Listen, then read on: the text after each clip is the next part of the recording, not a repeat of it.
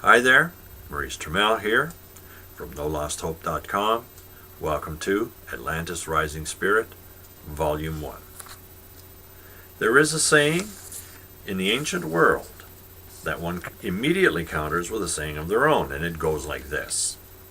How many Atlanteans does it take to change the world? And the answer is, none of them can change the world. Only you can change the world. What does it mean to change the world?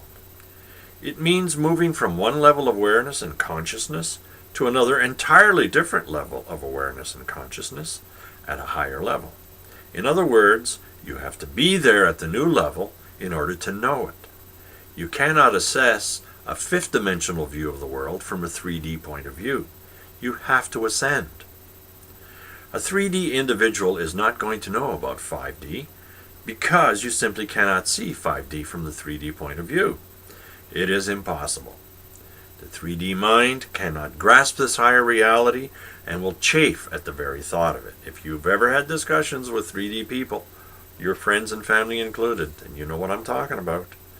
They call it unrealistic, impossible, and they call you and I, a fool for believing in it. Because 3D perception is governed by fear, and fear is very capable of distorting large portions of our reality, the 3D mind won't go there. In this case, what the 3D mind is afraid of is having its worldview shattered by the realities of this higher dimension. That's the risk. For the citizens of 3D, places like Atlantis must remain a myth, something made up by the older generations that we don't have to pay attention to today. Even though Plato, one of the West's most famous, most literate, and most capable philosophers and writers and historians, wrote extensively about Atlantis, drawing from very reliable information available to him at the time, the 3D mind still rejects it. For them, Atlantis is a myth, a fiction, a story, fostered by generations of illiterate people who are not nearly as smart as we are today. So one can forget about such references and continue with their uninspired life. But Atlantis did exist, and physical evidence of its presence in the Azores region has already been brought to the surface. One small example, dredgers in the area have brought up tons of elephant bones. Atlantis was said to be rich or filled with elephants, not overrun, but plenty of elephants that were used for various things. And so elephant bones in the Azores area, well, there has to be an explanation. They didn't walk to the bottom of the sea, now did they? But there is physical evidence today. It's in Egypt, in the pyramids, the temples, inscriptions, hieroglyphs. It's in Central America with their pyramids, statues, calendars, including the Mayan calendar, and other illustrations, etched in stone no less, with accurate astronomical representations of our planetary system, with even Pluto clearly visible in their glyphs. And these charts date back 6,000 years to the Sumerians, who in turn received them from an older culture, going back another 6,000 years.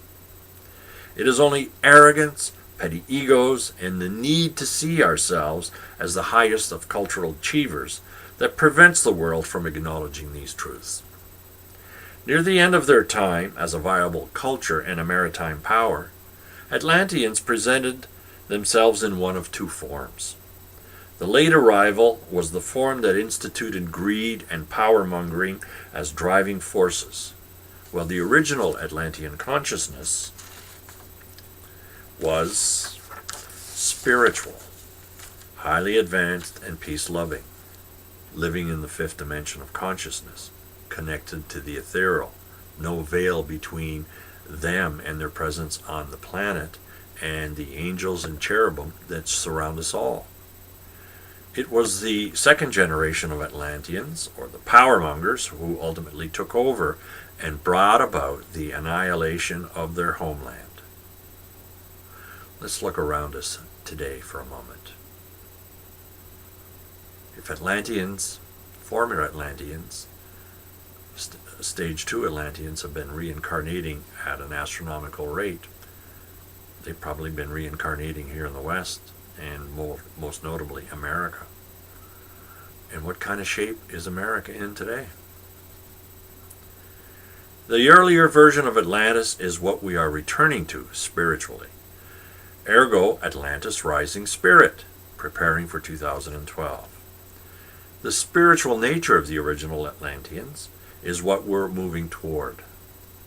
Connection to Source, interaction with angels and spirits, and a peaceful, loving, and respectful attitude is what we're after. In actual fact, this spirit is rushing towards us at an astonishing rate. And as much as the spirit is rushing towards us, we are reaching for it. We will be living vastly different lives then when we cross into that realm, no longer governed by competition and warring, but by cooperation and a steadfast acknowledgement of our Creator and our place in the world as God's official offspring. Those early Atlanteans lived a spiritual life fully in tune with their nature, or with nature, Mother Earth, and all the spheres of the cosmos. God's word and presence were available to all.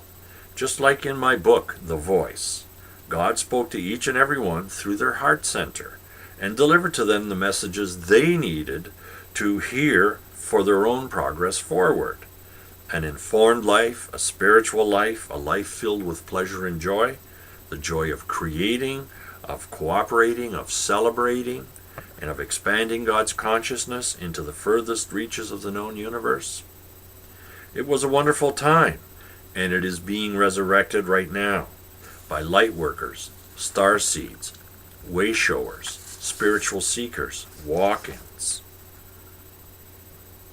We are spread across the globe, and as each of our individual lights turn on, we shine our truth onto others, eagerly awaiting their turn at the cosmic wheel of life.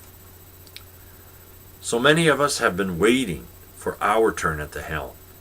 Each of us will take over some portion of the journey to advance this eternal light and make our individual contributions to the whole.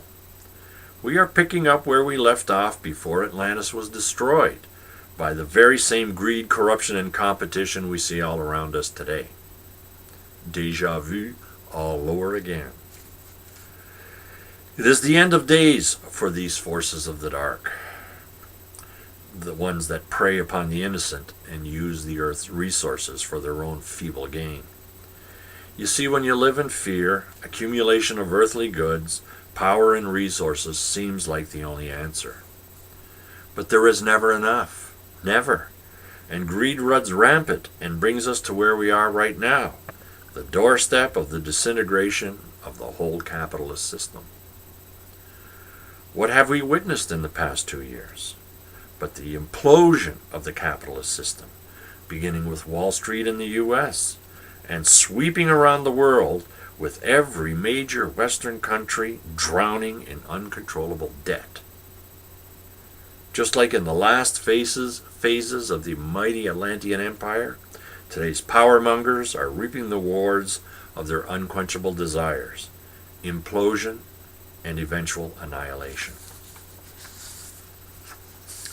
And that's it for part 1 of Atlantis Rising Spirit. I'll be back shortly with part 2, or volume 2 of Atlantis Rising Spirit. I'm Maurice Termel, and the website is nolosthope.com. Thank you for joining me.